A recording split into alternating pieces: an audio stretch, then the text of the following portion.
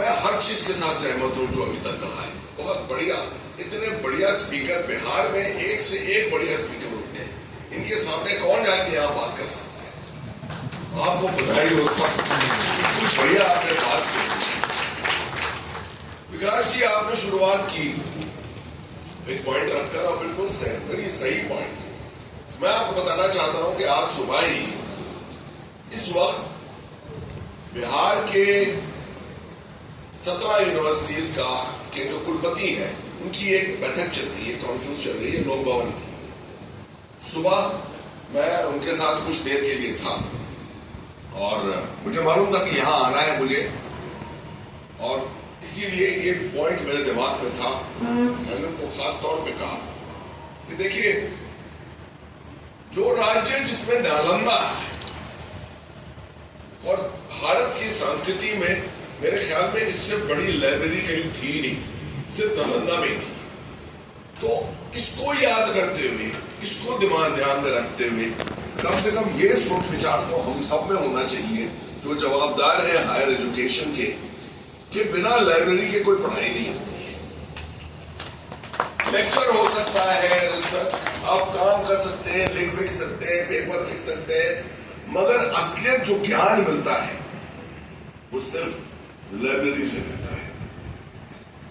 तो विकास जी, आपको खुशी होगी जानकर कि मैंने सुबह ही आज ये आदेश दिया उनको कि देखिए, मैंने जब अपनी पढ़ाई लिखाई की तो मैं एक ऐसे इंस्टीट्यूशन में था जहां पर पढ़ाई, लाइब्रेरी की पढ़ाई खास तौर पे, और बाकी जितने क्लब थे हमारे, सांस्कृतिक एक्टिविटीज थी जितनी, ये सब 24 घंटे 7 दिन 365 दिन चलता था।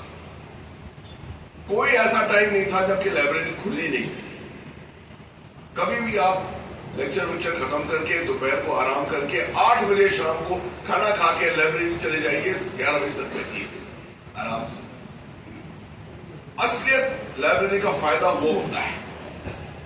और अगर लाइब्रेरी को ऐसे चलाना है जिसमें किताबें हो, जर्नल्स हो, रीडिंग रूम हो, साथ में आजकल आधुनिक दुनिया में सोशल मीडिया के भी आने हो वहीं पर, अगर ऐसी लाइब्रेरी कायम करनी है तो उसके लिए आपको स्टाफ चाहिए, लाइब्रेरियंस चाहिए, असिस्टेंट लाइब्रेरियंस चाहिए, और वो मेरे ख्याल में इस वक्त ज्यादातर कॉलेजेस में, यूनिवर्सिटीज के अंदर है नहीं। तो मैंने ये आदेश दिया आज कुलपतियों, देखिए इसको एक चुनौती के तौर पर ले लीजिए। अभी आपने खुद ही मेंशन किया विकास जी के 2500 असिस्टेंट प्रोफेसर जो है उनको हमने अभी रिक्रूट किया है। 1 महीने के अंदर 3 जुलाई को हमने एडवर्टाइजमेंट दिया और 3 अगस्त को हमने रिजल्ट निकाला। यहां तक कि यूनिवर्सिटीज के अंदर डालना और कॉलेजेस तक पहुंचाना हमको 1 महीने के अंदर। अगर ये हो सकता है तो मैं समझता हूं बिहार की हायर एजुकेशन में कुछ भी हो सकता है। संजय सिंह टाइगर जी है यहां पर, साथ में मेरी जवाबदारी है कुछ हद तक हायर एजुकेशन की। मैं आपको आश्वासन देता हूं, संजय सिंह टाइगर जी और मैं मिलकर हम लड़ाई लड़ेंगे। हर चीज को मैंने जिंदगी में जहां कोई चीज पाना है उसको एक युद्ध के तौर पर लड़ाएं। उसको आप युद्ध समझो, उसको लड़ो। अगले साल इसी दिन 12 अगस्त जब आप यहां पर सेलिब्रेट करेंगे, उम्मीद करते हैं कि हम कह सकते हैं कि हमने 1 साल में कुछ अचीव किया है। क्योंकि बढ़ोतरी हो रही है, बिहार के हायर एजुकेशन में बढ़ोतरी हो रही है, बड़ी एनर्जी आ रही है।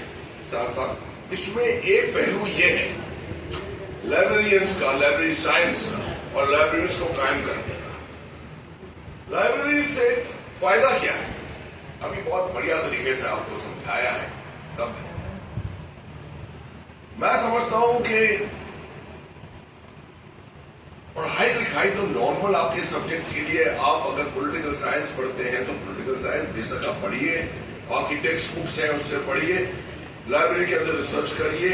लाइब्रेरी के होने से क्या सबसे बड़ा फायदा होता है कि आपकी जो ज्ञान है, आपकी विद्या जो है, वो सिर्फ टनल विजन में नहीं रहती है, फैलती है।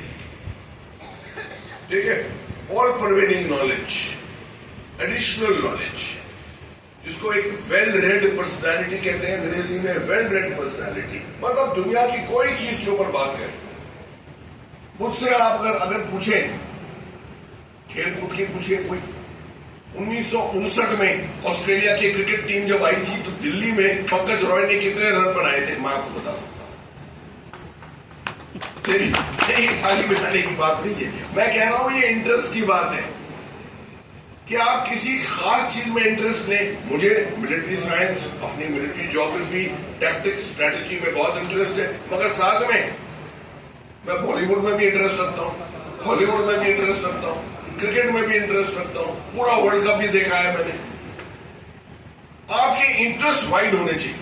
आज के छात्र को अगर दुनिया में सक्सेसफुल होना है, कायम होना है, तो आप नहीं कह सकते कि ये मेरा सब्जेक्ट है, इस सब्जेक्ट के बारे में सब कुछ जानता हूं, इसके अलावा कुछ नहीं जानता। वो छात्र कोई छात्र नहीं है।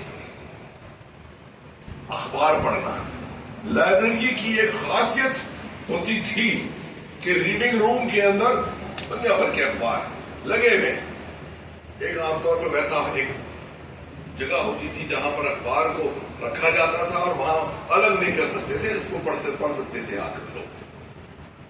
आज तक मैं सुबह उठकर 6 अखबार पढ़ता हूं। बिना 6 अखबार पढ़े हुए मैं अपना दिन शुरू ही नहीं कर सकता। मुझे भी पूछिए कि अखबार के कौन से पेज पे पहले जाता हूं? सबसे पहले स्पोर्ट्स पेज, सबसे पहले स्पोर्ट्स पेज, आईपीएल के स्कोर पढ़ता हूं मैं कि क्या रात को क्या हुआ मैच, उसको मैं देख नहीं पाया, रात को बहुत देर हो गई थी, मैं सो गया, उसका रिजल्ट क्या हुआ है, किसने क्या रन बनाए हैं, कौन जो है इस दफे का आईपीएल का आला दर्जे का खिलाड़ी होने वाला है। ये वाइड परवेडिंग चीज है। परसों रात को एकदम से अनाउंस हुआ कि मिस्र में 3 देश, तुर्की, सऊदी अरेबिया और पाकिस्तान ने एक अग्रीमेंट किया है। मेरे पास कम से कम 4 अखबारों के वो आ गए कि सर आप तो इसके माहिर हो, इस पे लिख दीजिए हमारे लिए।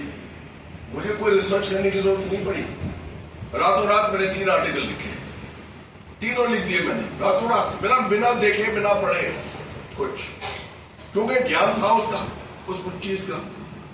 हालांकि वो मिस्र बहुत दूर है, भारत की फौज से बहुत दूर है, इसके इंटरेस्ट से बहुत दूर है, मगर all pervading knowledge, wide knowledge, ये जरूरी चीज है। और ये लाइब्रेरी के जरिए सबसे ज्यादा फायदा इसका होता है।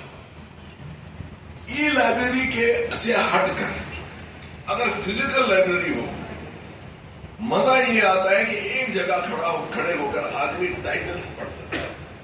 क्या टाइटल्स है? ये लाइब्रेरी में आपको पूरा उसको स्क्रॉल करना पड़ेगा देखने के लिए। यहां आप बस फिजिकली आंख से देख रहे हो, आपको क्या है, किताब चुनो, निकालो, रेफरेंसेस देखे, कुछ पन्ने उसके पलटे, उसका मजा कुछ और ही मजा। कागज और उंगली का जो मिलाप है ना, उसका कोई मजा ही और है। ये लाइब्रेरियन सब जानते हैं। मैं कहना चाह रहा हूं ये कि मुझे पहचान है आपके साइंस की, और इसलिए आपके लिए बहुत रिस्पेक्ट है मेरे दिमाग में, मेरी निगाह में, क्योंकि मैं समझता हूं कि ये एक साइंस है, ये एक फील्ड है जिसके जरिए ज्ञान, विद्या पूरी सोसाइटी में, समाज में बहुत हद तक बढ़ सकता है, और इस पर हमने बहुत कम फोकस किया है। मैंने पिछले 4 महीने, 4-5 महीने जब से मैं यहाँ आया हूँ, तब से लाइब्रेरी के बारे में चंद एक दफे मैंने बात की है, और मुझे हर दफे यही कंप्लेंट मिली है कि सर बिहार में लाइब्रेरी के ऊपर ज्यादा जोर नहीं दिया गया है। तो चेयरमैन साहब जब अभी कहते हैं कि एक अच्छी लाइब्रेरी यहां होनी चाहिए, बेशक दुनिया की सबसे बढ़िया लाइब्रेरी में जो मैंने देखी है वो इजिप्ट में अलेक्जेंड्रिया के अंदर एक महान लाइब्रेरी, बहुत बड़ी लाइब्रेरी, अल-अहराम लाइब्रेरी, पता नहीं उसमें कम से कम 8 या 10 फ्लोर होंगे अलग अलग, जहां जिस कोने में देखो वहां किताबें, और ये ई लाइब्रेरी तब से आ चुकी थी, तब भी मगर किताबें हैं वहां। तो हमें एक जरिया ढूंढना पड़ेगा ई लाइब्रेरी और फिजिकल लाइब्रेरी का मिलाप करना, दोनों को साथ रखना। ई लाइब्रेरी भी बहुत ज्ञान वाली चीज है, मगर फिजिकल लाइब्रेरी भी है। तो ये नहीं सोचना चाहिए कि फिजिकल लाइब्रेरी को हम हटा देंगे और ई लाइब्रेरी को सिर्फ कायम रखेंगे, नहीं, उससे काम नहीं चलेगा। बहुत बोल दिया मैंने, मगर मेरा विचार ये था आपको बताना कि मुझे पहचान है इसकी, हम सबको पहचान है इसकी, और टाइम टाइम पर इसका याद दिलाओ बहुत जरूरी है कि ये भी एक साइंस है, ये भी एक डोमेन है जिसके ऊपर हमें बहुत ज्यादा फोकस करना पड़ेगा। उम्मीद करते हैं कि हाल ही में हम कुछ लाइब्रेरियंस, असिस्टेंट लाइब्रेरियंस, मुझे बताया आज सुबह के ज्यादातर अपॉइंटमेंट्स जो है वो खाली पड़े हैं, तो इन लाइब्रेरियन अपॉइंटमेंट्स को भरना है।